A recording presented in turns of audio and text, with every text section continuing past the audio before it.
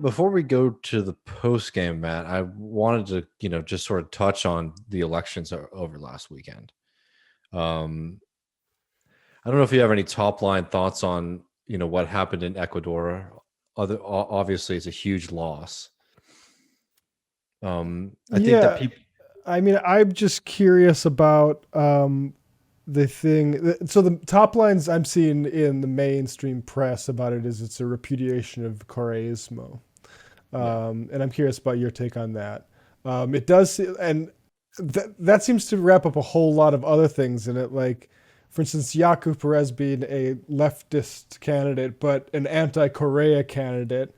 Like from that, when you factor in just that element of it, it seems like aroused to like there's a completely splintered left, right? So well, there it's was a significant amount of spoiled ballots too, because it's a country where you have to vote, mhm, but you can just, vote inaccurately, so it doesn't count for exactly anything.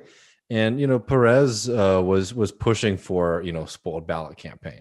right. Um, so it's one of those things where you realize, you know, uh, um, what he's willing to play with. I mean, Lasso's come in and almost immediately has said, "I want to bring the United States into Ecuador as much as possible." He wants to make sure that the country has no debt as a part of their a part of their budget. And what he means by that is implementing extreme austerity in a country that is reeling from was already in rough shape beforehand, but is even in worse shape after the coronavirus.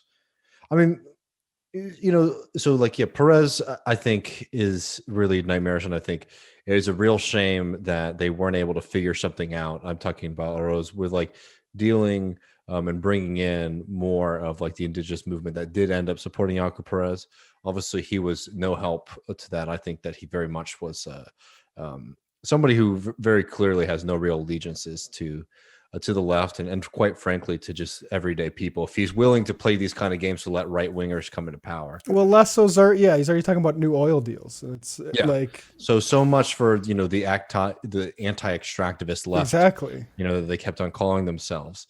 While Rose was trying to bring those into public control, public, uh, oversight as much as possible. So that's one takeaway. I think I'd like to talk to some people more as we get more information. I mean, like, you can have your top line reactions, but you have to figure out and do a little bit more research to understand what actually happened on election day, right? Because right. it felt polling was showing one thing. I will say there's some top line things that just have to be stated, just for folks who aren't familiar with the timeline. Orozco was almost not even going to be on the ballot because there had been a prolonged lawfare attack against him and Correa, obviously, which is a whole other thing. They were trying to get Interpol, the international police force, to arrest Correa, and Interpol is not some like it's not an organization that is like standing with like the working class in general, right? But they even said that arresting Correa would be a violation of human rights. So like the kind of lawfare tactics that have been used against Correa and people around him are quite significant. I mean, he's one of those people. The case isn't like isn't very much akin to Lula, but he's one of those people where like they're saying like, oh, he's involved in corruption. They're like, okay, well, prove it. He says like, well, he used his God. They had some hilarious term like psychic influence. Correa had like psychic influence over corruption, right? So yeah, exactly. So it's one of those things. They don't have influence. All they can do is sort of create like a kind of general picture of somebody who was the leader of their country, who had a lot of people around him doing things, right? And say like, oh, he was sort of around at the time that things were happening, right? Complete bogus. Um, so you have all of that. So this is October, by the way, that they had to fight to just make sure that Morales could be on the ballot because they were trying to prevent him from being on the ballot again for no actual basis for any crimes or anything like that. Just trying to tie him up.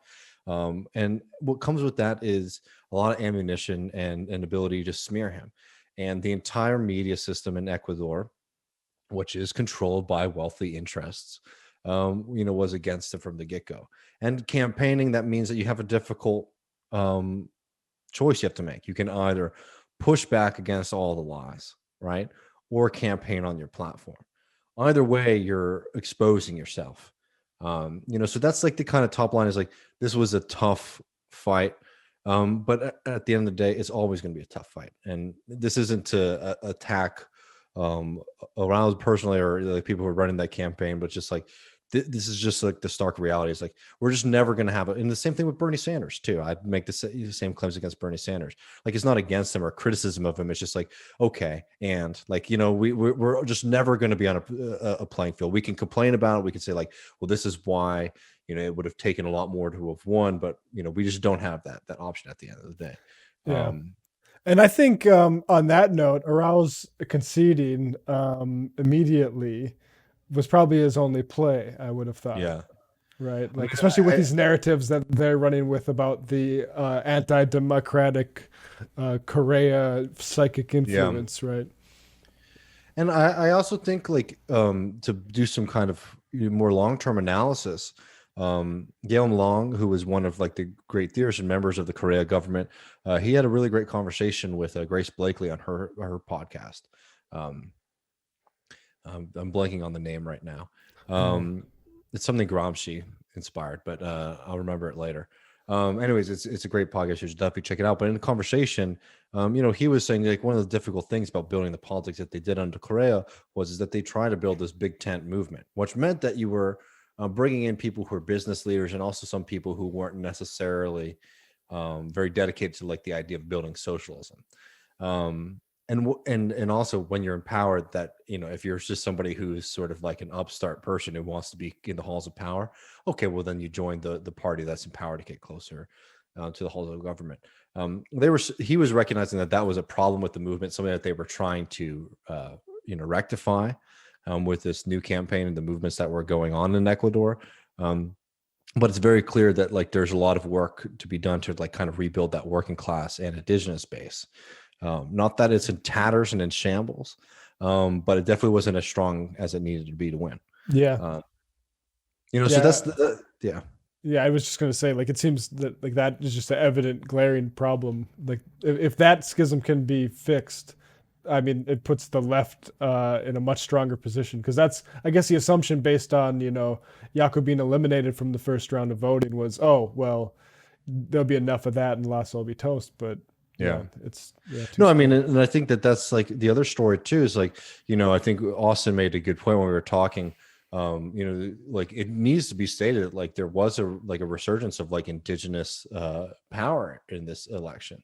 And I think that's something that is a positive thing and needs to be reckoned with. The unfortunate thing is being channeled with this through this like pretender and in my opinion, narcissist, somebody who like willfully has now put a lot of people at risk for extreme harm for his own like political career.